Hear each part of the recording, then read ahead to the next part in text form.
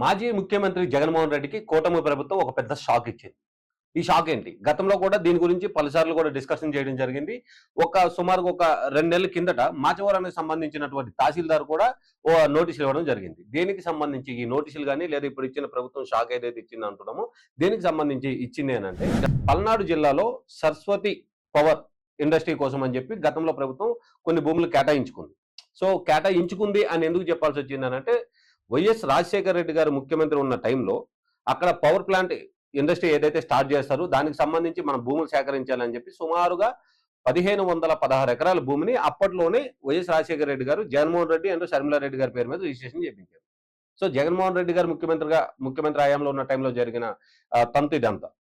దీనికి సంబంధించి దీంట్లో ఇరిగేషన్ భూములు ఉన్నాయని, అలానే అసైన్డ్ భూములు ఉన్నాయని, అడవి శాఖకు సంబంధించిన భూములు ఉన్నాయని, రెవెన్యూ భూములు ఉన్నాయని అప్పటి నుంచి వివాదాలు జరుగుతూనే ఉన్నాయి. ఎందుకంటే అప్పట్లో ఎమ్మెల్యే గారు ప్రస్తావన కూడా ఎలా ఉందో అక్కడ నాయకులందరూ చెప్పడం జరిగింది. రైతులు కూడా దానికి సంబంధించి పలుమార్లు కంప్లైంట్ ఇవ్వడము, ఇలాంటి పరిస్థితులు చోటు చేసుకున్నాయన్నమాట.